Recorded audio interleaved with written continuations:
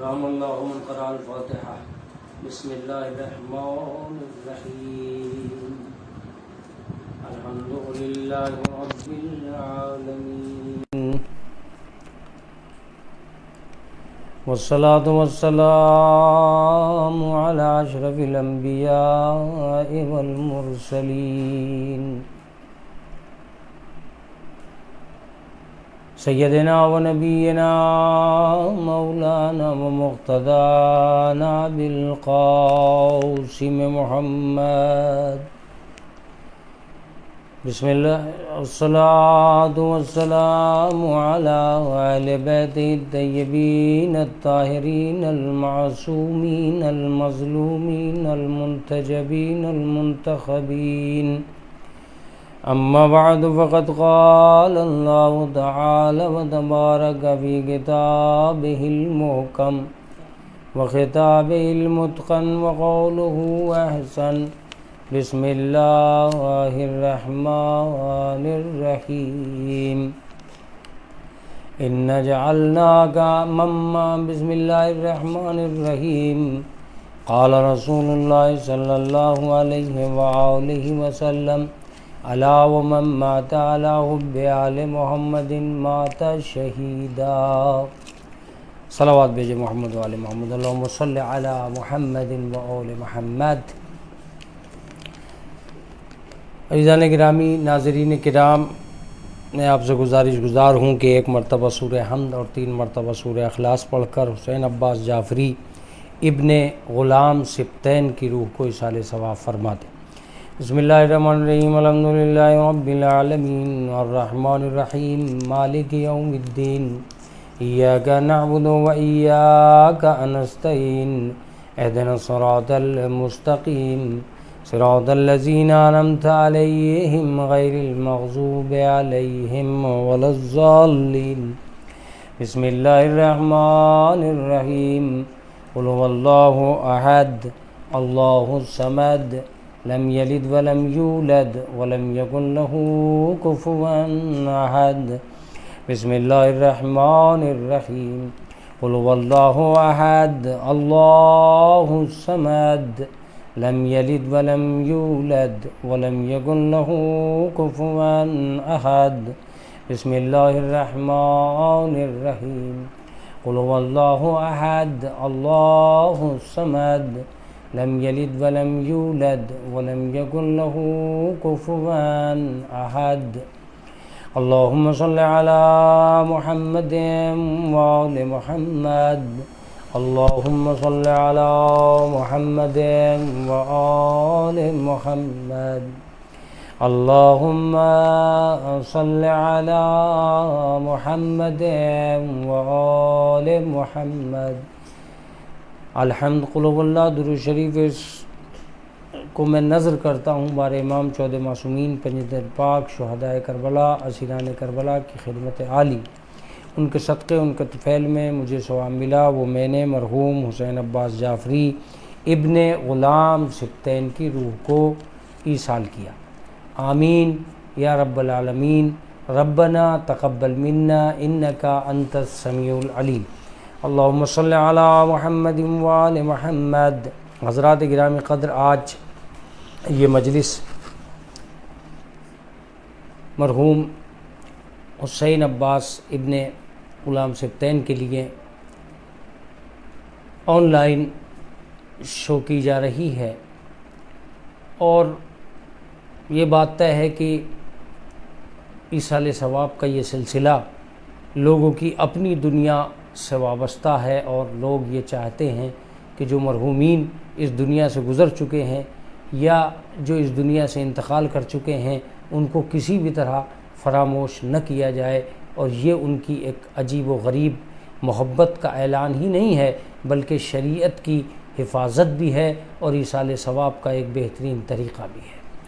میں آپ کی خدمت عالیہ میں آج یہ چاہتا تھا کہ قرآن مجید کی کسی آیت پر تبصرہ کرتے ہوئے آپ حضرات سے بحث و مباحثہ کروں، لیکن اصل مسئلہ قرآن مجید کی آیتوں پر بحث کرنے ہی سے ثابت نہیں ہوتا ہے، بلکہ ایک اور یہ بحث میں چاہتا ہوں کہ آپ حضرات کی خدمت عالیہ تک پہنچ سکے، اور وہ یہ ہے کہ رسول اسلام کی ایک حدیث ہے، من مات علی حب آل محمد مات شہیدہ، جو محبت آل محمد میں مر جائے وہ شہید ہے۔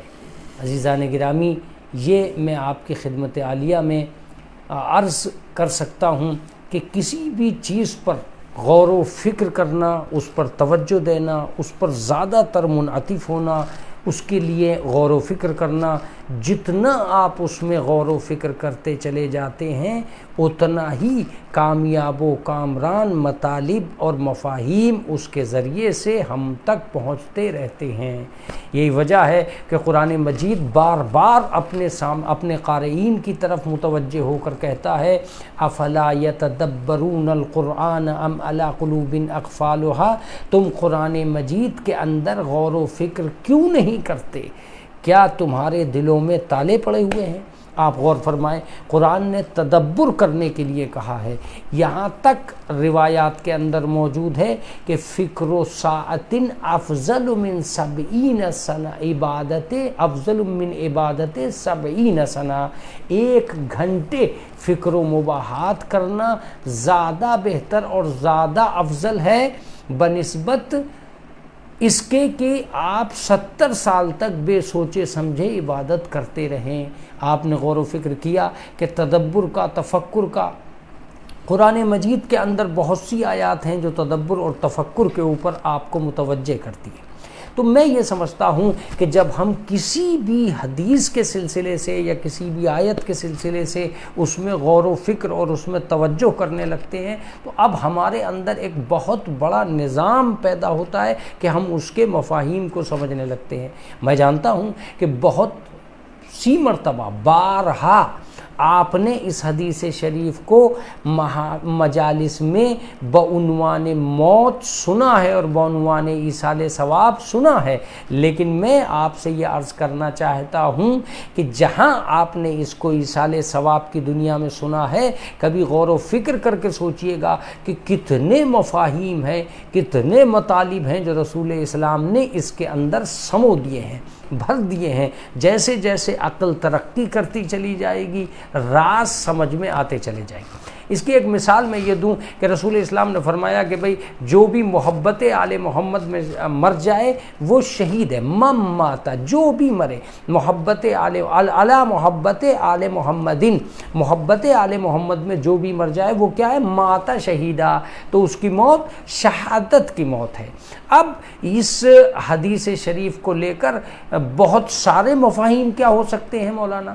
جب بھی کوئی ذاکر منبر پہ آتا ہے، جب بھی کوئی خطیب اس سلسلے سے خطابت کرنا چاہتا ہے، یا جب بھی کوئی مولوی صاحبان میں سے کوئی مولوی اس حدیث کو سرنامہ کلام قرار دینا چاہتا ہے، تو اس وقت آپ کی خدمت عالیہ میں یہ عرض کروں گا کہ اس کی نظر بہت تیزی سے اس بات پہ پہنچتی ہے۔ تو صرف ایک چیز نہیں ہے جو مفہوم کے اعتبار سے ہے، اس میں لفظ من کیا ہے، ماتا یعنی موت کسے کہتے ہیں، علا جو حرف ہے حب آل محمد ایک مستقل موضوع ہے، شہادت یعنی شہیدہ یہ ایک مستقل موضوع، یعنی 3 موضوعات تو ایسے ہیں جن پر بحث و مباحثہ ہو سکتا ہے۔ وہ کیا ہیں؟ موت ایک موضوع، دوسرے موت کے بعد محبت آل محمد ایک دوسرا موضوع، تیسرے شہادت ایک چوتھا موضوع۔ اس کا مطلب یہ کہ جب بھی کبھی اس حدیث پر بحث ہوگی ان سارے مضامین کو اجاگر کیا جا سکتا ہے اور ایک خطیب ان کی طرف جا سکتا ہے۔ لیکن عزیزان گرامی، آج کے اس ایصال ثواب میں ہم مرحوم کے سلسلے سے اس مجلس کو آپ تک اس لیے پہنچا رہے ہیں کہ کرونا وائرس میں جو اطمینان سے میری بحث آپ تک پہنچ رہی ہے، تو میں آپ حضرات سے یہ گزارش کروں گا کہ آپ محسوس کریں، تب آپ کو محسوس ہوگا کہ اس میں سب سے پہلی بحث یہ آتی ہے کہ موت کیا ہے۔ بس میں آپ سے یہ سمجھانا چاہتا ہوں کہ موت کیا ہے۔ میں یہ کہہ سکتا ہوں کہ قرآن مجید کی اس حدیث کی اس دنیا میں کہ موت کیا ہے، جو اس کو سمجھ جائے گا۔ اب آئیے قرآن مجید کی طرف، جو میں نے آپ سے وعدہ کیا تھا کہ موت کو سمجھنے کے لیے جہاں دنیا نے موت کو سمجھایا ہے وہاں دین اسلام اور دین و شریعت نے بھی موت کو سمجھایا۔ اللہم صلی علی محمد و آل محمد۔ میں یہ کہہ سکتا ہوں کہ جہاں دنیا کے ہر مذہب نے، ہر مفکر نے، ہر مدبر نے اس موت کو سمجھانے کی کوشش کی ہے، وہاں ایک اسلوب قرآن مجید کا رہا، احادیث کا رہا، جہاں اس موت کو سمجھانے کی کوشش ہوئی ہے۔ عزیزان گرامی، آپ اگر متوجہ ہو جائیں گے تو میری بات کامل ترین نمونے تک پہنچ سکتی ہے۔ انسانی زندگی میں دو ہی چیزیں پائی جاتی ہیں، ایک کا نام موت ہے اور ایک کا نام زندگی ہے۔ کبھی کبھی تو قرآن نے اسے زندگی سے پہلے بیان کیا۔ بسم اللہ الرحمن الرحیم، تبارک الذی بیدہ الملک وہو علی کل شیء قدیر الذی خلق الموت والحیات لیبلوکم ایکم احسن عملا۔ بابرکت ہے وہ ذات جس کے ہاتھوں میں ملک پایا جاتا ہے، اور وہ ملک اس حیثیت سے پایا جاتا ہے کہ وہ تمام تر شے پر قدرت رکھتا ہے۔ وہو علی کل شیء قدیر، اور وہ تمام تر اشیاء پر قدرت رکھتا ہے۔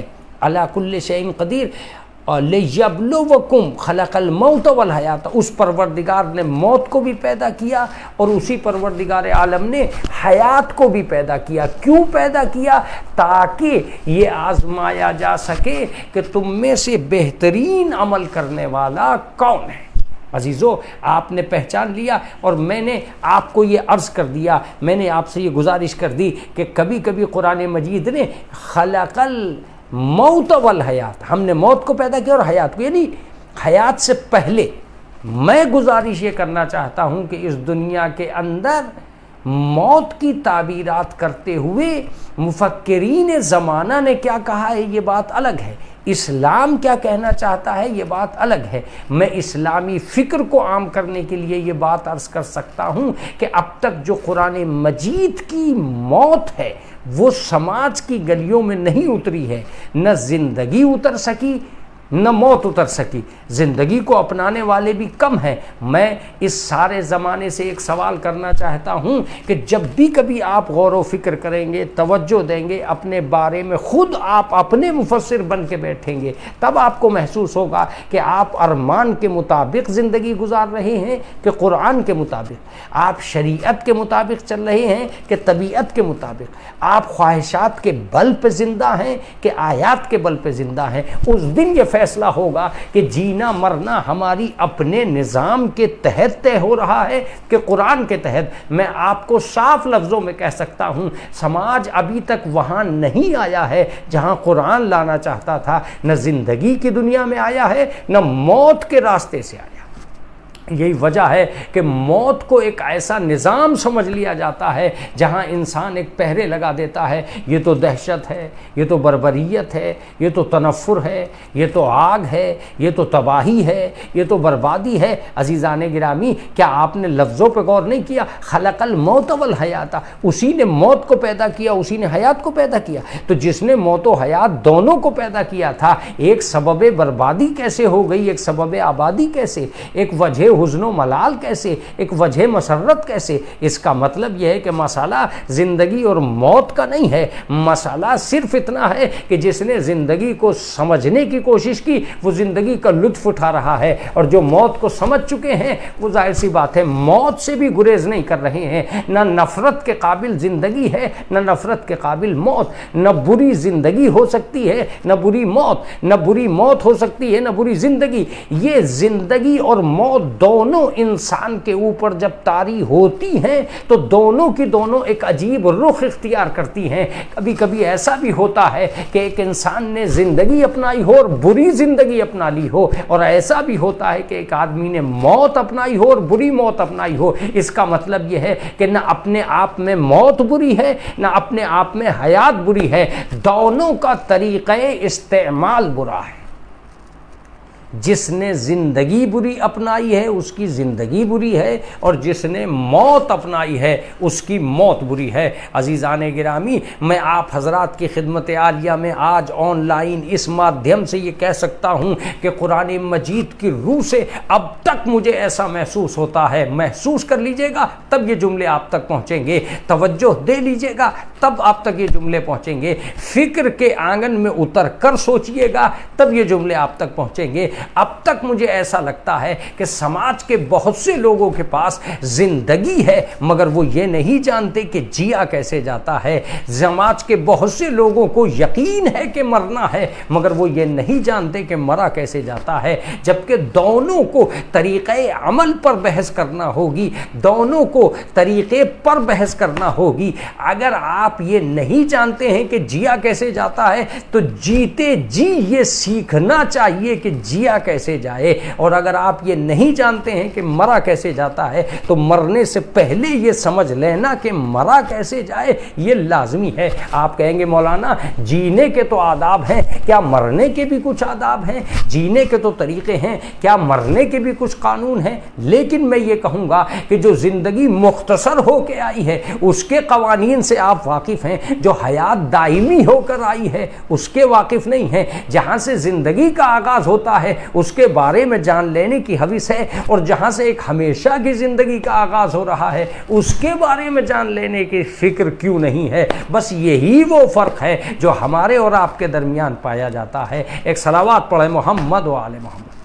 اللہم صلی علی محمد و آل محمد۔ عزیزان گرامی، اب میں آپ کی خدمت عالیہ میں جو باتیں عرض کروں گا وہ بڑی عجیب و غریب ہوگی۔ نہ ہر آدمی یہ جانتا ہے کہ جیا کیسے جاتا ہے، نہ ہر آدمی یہ جانتا ہے کہ مرا کیسے جاتا ہے۔ سماج کی زبانوں پہ ایک لفظ آتا ہے، وہ لفظ بڑا عجیب و غریب لفظ ہے۔ وہ کیا لفظ آتا ہے کہ ہمیں یہ صاحب جو زندہ ہیں سماج میں اگر وہ بری حرکتوں کے عامل ہو جائیں اور برا نظام پیدا کر دیں، تنفر سماج میں ان سے پیدا ہو جائے، تو سماج ایک لفظ کہتا ہے کہ یہ مر جاتے تو اچھا تھا۔ اس کا مطلب یہ کہ کبھی کبھی زندگی اس پیمانے پہ آ جاتی ہے کہ لوگ کہتے ہیں کہ مر جائیں تو اچھا ہے، اور کبھی کبھی موت اس نتیجے پہ آ جاتی ہے کہ جیسے موڑ پہ موت آتی ہے بہت سے لوگ یہ کہتے رہ جاتے ہیں ابھی جیتے رہتے تو اچھا تھا۔ اس کا مطلب یہ کہ بہت سی زندگیاں تباہی، تنفر اور بغض کے حصار میں آ جاتی ہیں، اور بہت سی موتیں تڑپ اضطراب کی نگاہوں میں آ جاتی ہیں کہ ابھی اور جیتے رہتے تو بہت اچھا تھا۔ میں آپ کی خدمت عالیہ میں جو باتیں عرض کرنا چاہتا تھا وہ یہی تھی کہ سماج کے اندر آپ کا اور ہماری دنیا کا مزاج یہ ہونا چاہیے کہ زندگی گزرے تو دوسرے لوگ جینے کی دعا دیں، اور اگر موت آئے تو دوسرے لوگ یہ کہیں کہ ابھی اور جیتے رہتے تو اچھا تھا۔ اب میں یہ کہوں گا جو خود کے لیے جیتے ہیں ان کے لیے دعائیں نہیں ہوتی، جو خدا کے لیے جیتے ہیں ان کے لیے دعائیں ہوتی ہیں۔ جو خود کے لیے جیتے ہیں ان کا جیون اتنا کامیاب نہیں ہوتا، لیکن جو خدا کے لیے جیتے ہیں ان کا جیون کامیاب ہوتا ہے۔ زندگی بھی کوئی صرف موت ہی کے لیے یہ لفظ کہہ دینا کہ وہ بہت بری ہے غلط ہے۔ کبھی کبھی زندگی بھی ایسے نظام پر آ کر کھڑی ہو جائے گی جہاں قیامت تک کا زمانہ اس شخصیت کو برا سمجھے گا جو وہ زندگی گزار کر گیا ہے، اور کبھی کبھی موت اس موڑ پر بھی آ سکتی ہے کہ قیامت تک لوگ اس مرنے کو بہت اچھا سمجھیں گے جو وہ مر کر کام کر کے گیا ہے۔ عزیزوں، میں شاید آپ کو پہنچا نہیں پا رہا ہوں لیکن میں ناظرین کرام سے واقف ہوں، ناظرین کرام میرے مزاج سے واقف ہیں، اس لیے میں آج اس آن لائن مجلس کو حسین عباس صاحب کے ذریعے سے ان مرحوم کے ایصال ثواب کے وسیلے سے حیدر ٹی وی کے آن لائن عزاداری کے حوالے سے میں آپ کی خدمت عالیہ میں بہت ساری باتیں آپ تک پہنچانا چاہتا ہوں، اور وہ بس اتنی سی ہے کہ اب آپ سوچئے گا کہ ایک زندگی بری تصویر بھی بن سکتی ہے، ایک موت اچھا نمونہ بھی بن سکتی ہے۔ وہ کہاں ہے مولانا؟ بس ایک لفظ فیصلہ کر دے گا، ایک لفظ تفسیر کر دے گا، اور وہ لفظ ہمیں حاصل ہوتا ہے کربلا سے۔ وہ لفظ ہمیں حاصل ہوتا ہے امام حسین سے، وہ لفظ ہمیں حاصل ہوتا ہے یقینی دنیا سے، وہ لفظ ہمیں حاصل ہوتا ہے کمال کربلا سے، تاریخ کربلا سے وہ لفظ ہمیں حاصل ہوتا ہے۔ مولانا وہ کون سا لفظ ہے آپ ہمیں بتائیے۔ عزیزو متوجہ ہو جائیے، اگر آدمی یزید کی طرح زندہ ہے تو بہت برا ہے، اگر آدمی حسین کی طرح موت کی آغوش میں جاتا ہے تو بہت اچھا ہے۔ میں ایک لفظ کہوں گا، یزید نے زندگی میں قدم رکھ کے زندگی کے ہر برے کے لیے نمونہ بنتا چلا گیا، اور امام حسین نے دشت قتال میں قدم رکھ کے، مقتل میں قدم رکھ کے ہر شہید کے لیے ایک نمونہ بنتے چلے گئے۔ یا لفظوں کو یوں کہوں کہ ذلت و رسوائی کے مرکز کو یزید کہتے ہیں، عزت و عظمت کے نصاب کو امام حسین کہتے ہیں۔ آپ نے پہچانا؟ جو بات میں آپ سے عرض کرنا چاہتا تھا وہ بس اتنی سی، قرآن مجید کے ذریعے سے زندگی۔ مولانا یہ کون سی بات ہے کہ قرآن مجید کے ذریعے سے زندگی، یہ حدیث کے ذریعے سے زندگی، یہ آپ کس موت کی بات کر رہے ہیں؟ میں بس آخر میں ایک لفظ اپنے سامعین کی خدمت عالیہ میں عرض کرنا چاہتا ہوں کہ اگر آپ متوجہ ہو گئے تب آپ کو یہ محسوس ہوگا کہ موت کو جو ہم یہ سمجھتے ہیں کہ وہ دشت و فنا کا سلسلہ ہے، وہ بربادی اور تباہی کا ایک میدان ہے، بالکل غلط ہے۔ کسی بھی موت میں یہ ہمت نہیں ہے کہ جو وہ زندگی کے خیمے کو اکھاڑ سکے، وہ زندگی کو بربادیوں کی نظر کر سکے، وہ عطائے خداوندی کو تباہ و برباد کر سکے۔ نہیں، انسان جو ایک زندہ ہے اور زندگی کے وجود سے آشنا ہے، وہ آخر تک زندہ رہتا ہے، وہ آخر تک نظام حیات کو مرتب کیے رہتا ہے۔ کیا آپ محسوس کر رہے ہیں جو میں بات کہہ رہا ہوں؟ ایک انسان جو آج پیدا ہوا ہے، محشر تک اس کی زندگی اس کے ساتھ رہے گی، آثار بدلیں گے۔ کبھی وہ بچپن میں جیے گا، کبھی وہ جوانی میں جیے گا،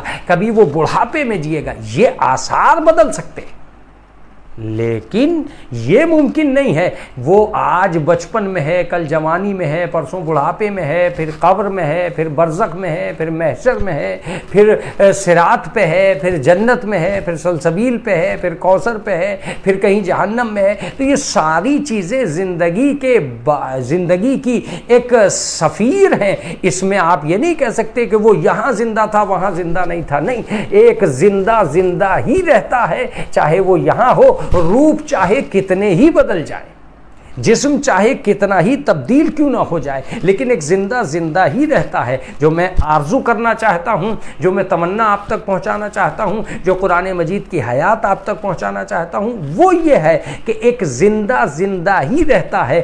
فرق اتنا ہوتا ہے، کل وہ ہمارے سوال و جواب میں زندہ ہے، آج مبشر و بشیر یا منکر و نکیر کے سوال و جواب میں زندہ ہے۔ کل تک وہ ہمارے درمیان پہ زندہ تھا، آج وہ فرشتوں کے درمیان زندہ ہے۔ کل وہ کسی مکان میں زندہ تھا، آج وہ کسی قبرستان میں زندہ ہے۔ کل وہ ہمارے علم، ہماری تصویر ہمارے سامنے زندہ تھا، آج وہ خداوند عالم کے علم میں زندہ ہے، وہ فرشتوں کے علم میں زندہ ہے، وہ عالم برزخ میں زندہ ہے۔ عزیزان گرامی، زندگی قبر کے ادھر بھی ہے، زندگی قبر کے ادھر بھی ہے۔ ادھر کی زندگی موت سے پہلے ہے، ادھر کی زندگی موت کے بعد ہے۔ یہاں کی زندگی مرنے سے پہلے ہے، وہاں کی زندگی مرنے کے بعد ہے۔ فرق اتنا ہے کہ یہاں جینے والے کو مرنا ہے، وہاں مرنے والے کو جینا ہے۔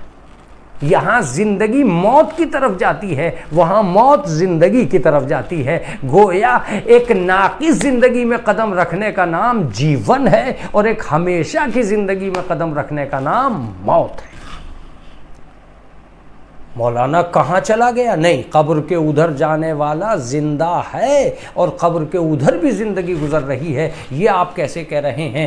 یقیناً میں آسان لفظوں میں اپنے سامعین تک، اپنے ناظرین تک، اپنے سننے والوں تک آسان لفظوں میں پہنچانا چاہتا ہوں کہ زندگیاں دونوں چل رہی ہیں۔ یہاں ہم نے پوچھا کہ تم کیسے ہو، وہاں فرشتوں نے پوچھا کہ تم کیسے ہو۔ یہاں ہم نے سوال کیا تم کیا کر رہے ہو، وہاں فرشتوں نے سوال کیا تم کیا کر کے آئے ہو۔ یہاں ہم کہہ رہے تھے ایک لڑکے سے کہ تم کیسی زندگی گزار رہے ہو، وہاں فرشتے پوچھ رہے تھے تم کہاں زندگی گزار کے آ رہے ہو۔ عزیزو یہ جیون کی دنیا تھی، حالات بدل گئے، اس ملک کا آدمی اس ملک میں چلا گیا، یہ دار فنا ہے وہ دار بقا ہے، یہ عالم فنا ہے وہ عالم بقا ہے۔ ملک فنا سے ملک بقا تک کے سفر کا نام موت ہے۔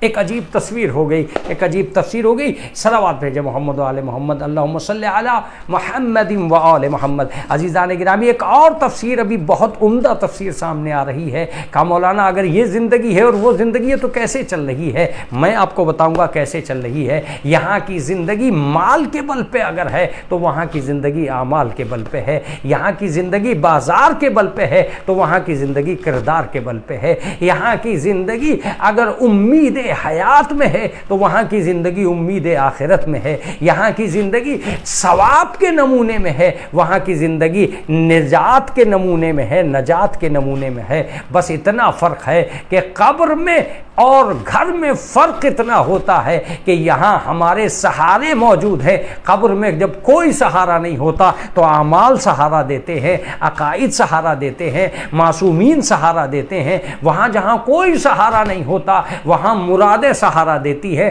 صدقے سہارا دیتے ہیں، خیرات سہارا دیتے ہیں، زکوٰۃ سہارا دیتی ہے، دیا ہوا خمس سہارا دیتا ہے، بانٹا ہوا تبرک سہارا دیتا ہے، چلتی ہوئی عزاداری سہارا دیتی ہے۔ کیا آپ نے محسوس کیا جو باتیں میں نے آپ کی خدمت عالیہ میں عرض کی؟ جتنے چراغ زندگی کے صحن میں جلائے تھے سب نے قبر میں جا کر اجالا کیا ہے، جتنے ببال زندگی میں کمائے تھے سب نے جا کر قبر میں اندھیرا کیا ہے۔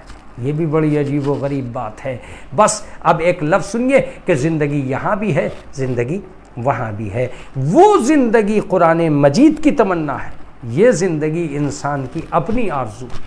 اللہ نے ہر آدمی کو جیون دیا مگر یہ کہہ کر کلو نفس ذائقۃ الموت، ہر نفس کو موت کا ذائقہ چکھنا ہے۔ پروردگار عالم نے زندگی دی مگر یہ کہہ کر یدرککم الموت ولو کنتم فی بروج مشیدہ، تمہیں موت حاصل کر کے رہے گی چاہے تم لوہے کے قلعوں میں محصور کیوں نہ ہو جاؤ۔ اللہ نے زندگی دی مگر یہ کہہ کر دی لا تدری نفس بأی ارض تموت، کوئی نفس نہیں جانتا کہ اسے کس سرزمین پر موت آئے گی۔ اللہ نے زندگی کا باغ لگایا مگر یہ کہہ کر لگایا کل من علیہا فان ویبقی وجہ ربک ذو الجلال والاکرام، ہر چیز فنا کی گھاٹ اتر جائے گی، اگر کوئی شے باقی رہنے والی ہے تو وہ صرف اور صرف پروردگار عالم کی ذات مقدس ہے۔ عزیزان گرامی آپ نے محسوس کیا کہ قرآن مجید کی اس دنیا میں ایک بات پائی جاتی ہے اور وہ یہ ہے کہ کوئی بھی ہو اسے فنا کے گھاٹ اترنا ہے۔ اب جب فنا کے گھاٹ اترنا ہے تو میرے پاس بہت سارے پیمانے تھے لیکن میں ایک لفظ ضرور کہوں گا، آج کی دنیا میں آپ کو کون سی زندگی چاہیے؟ وہ زندگی جو فنا کے گھاٹ اترنے والی ہے، وہ زندگی جو نقص کی نظر ہونے والی ہے، وہ زندگی جس میں زوال آنے والا ہے، وہ زندگی جس کے دن گھٹنے والے ہیں، وہ زندگی جس میں مجبوریاں دامن گیر ہونے والی ہیں، یا وہ زندگی جس میں دوام آنے والا ہے،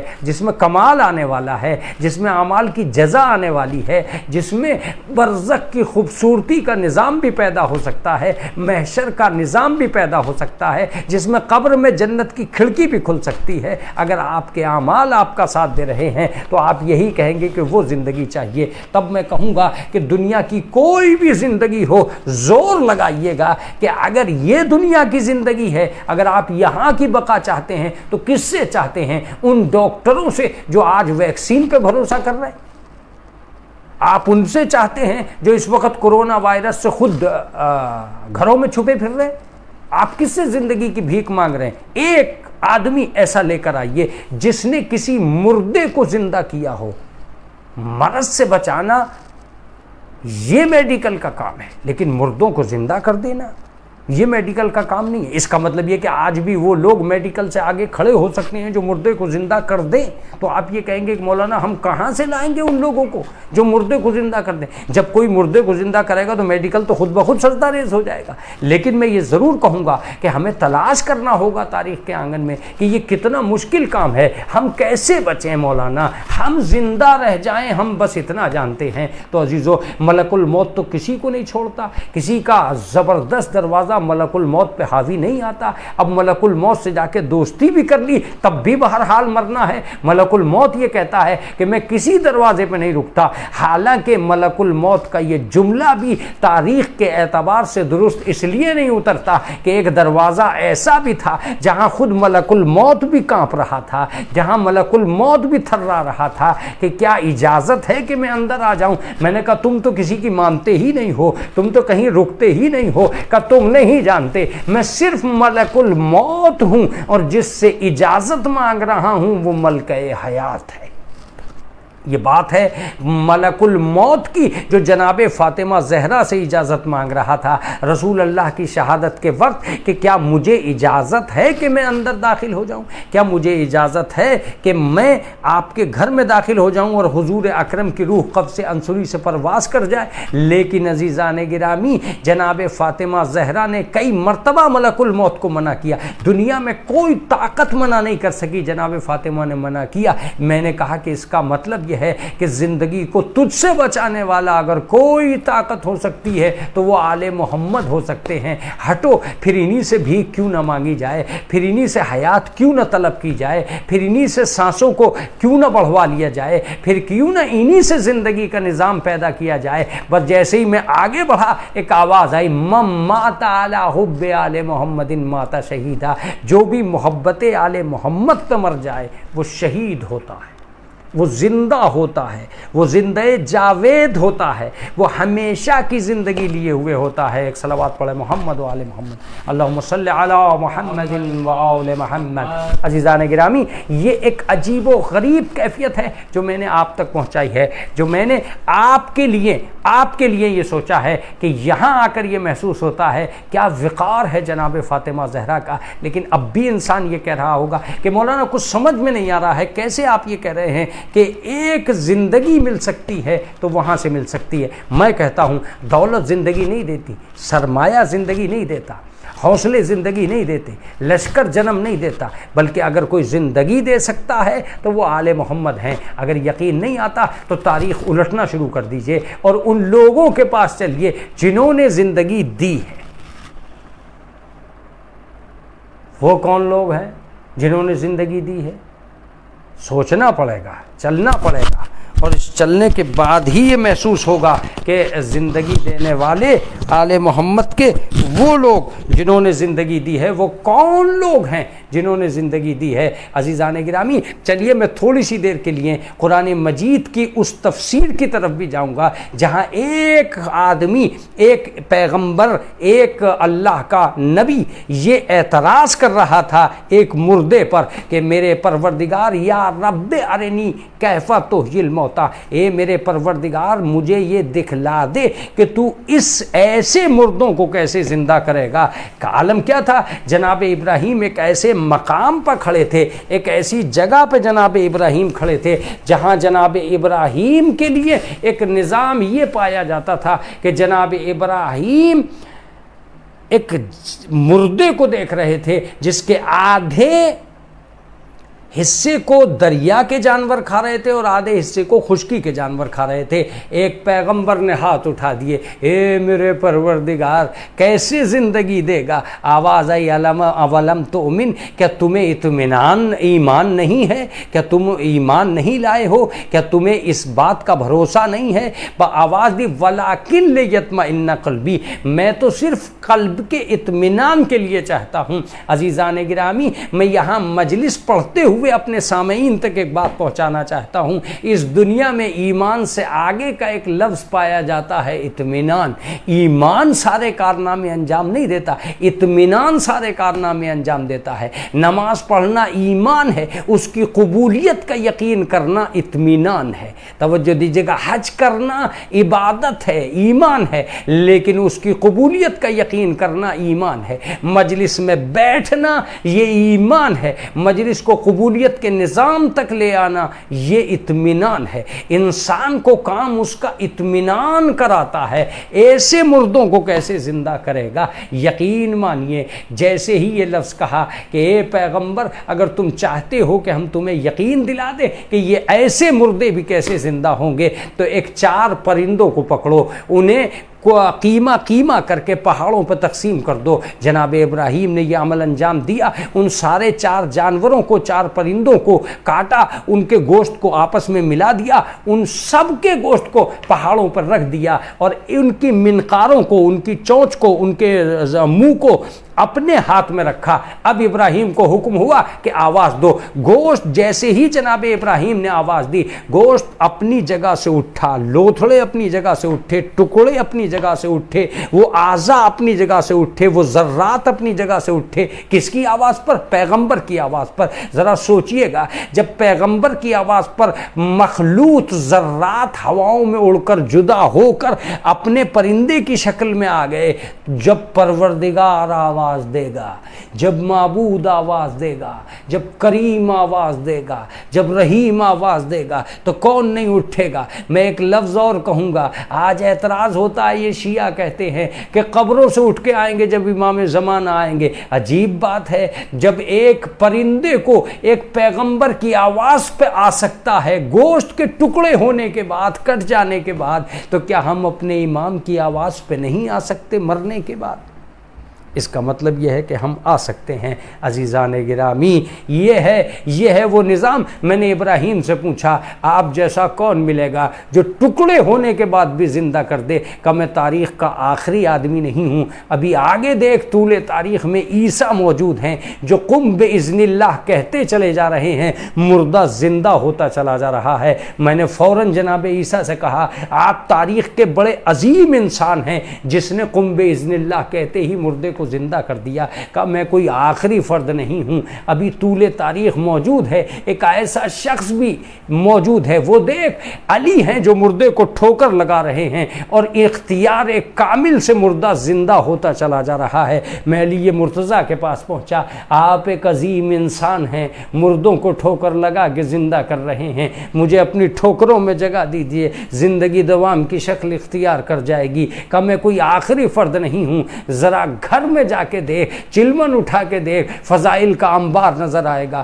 وہ دیکھ جناب فاطمہ دلہن کو زندہ کر رہی ہیں، وہ بھی دوسرے کمرے میں بیٹھ کر، اس کمرے میں خود تھی، اس کمرے میں یہودیوں کی وہ دلہن تھی جس شادی میں شرکت کرنے کے لیے گئی تھیں، دعا کے لیے ہاتھ اٹھائے، دلہن زندہ ہوتی چلی گئی۔ اس کا مطلب یہ کہ فاطمہ جہاں سے چاہے زندگی دے سکتی ہے، صرف ہاتھ اٹھانے کی بات ہے۔ علی جہاں سے چاہے زندگی دے سکتا ہے، صرف ٹھوکر لگانے کی بات ہے۔ زندگی ان کے نام پر قائم و دائم ہوتی ہے۔ اب میں وہ تفسیریں نہیں کروں گا جو یہاں پائی جاتی ہیں، چونکہ میرا موضوع زندگی ہے۔ میں نے کہا بی بی کیا آپ آخری فرد ہیں جو مردے کو زندہ کر رہی ہیں؟ کا غلط سوچ رہا ہے، ابھی مردے کو زندہ کرنے کا آخری فرد کا نظام نہیں ہے، بلکہ آگے بڑھو۔ میں نے کہا اب کون ہے؟ کا طول تاریخ میں وہ دیکھو، علی رضا دسترخوان پہ بیٹھے ہیں اور تصویر کا شیر زندگی کا روپ دھار رہا ہے۔ اس کا صریحی مطلب یہ ہوا کہ یہ اگر کسی تصویر کی طرف بھی دیکھ لیں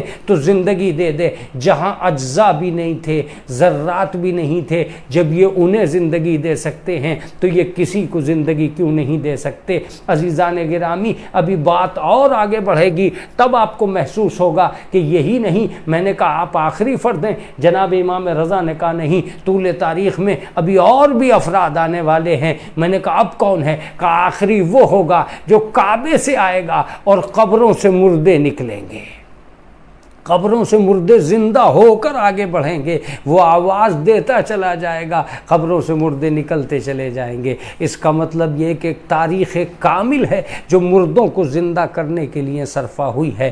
ہاں عزیزو، یہ زندگی جو ہم نے پائی ہے یہ صرف یہاں پہ رہنے کے لیے نہیں ہے، وہاں پہ جانے کے لیے ہے۔ اگر جانے کے لیے ہے تو آج جو ہم ماتم کر رہے ہیں، آج جو ہم حزن و علم کی دنیا سجا رہے ہیں، یہ سجانا اس لیے ہے کہ وہ ہم سے جدا ہو گیا، وہ ہم سے دور ہو گیا، وہ ہم سے الگ ہو گیا، جو کل تک ہمارے پاس تھا۔ لیکن ہائے رے افسوس، اس کرونا وائرس کی دنیا میں نہ مریضوں کی عیادت درست ہو پا رہی ہے، نہ مرحومین کا ایصال ثواب ہو پا رہا ہے، نہ مجلسیں اس شان سے ہو پا رہی ہیں۔ بیٹے تڑپ رہے ہیں، اپنے باپ کا ایصال ثواب نہیں کر پا رہے ہیں۔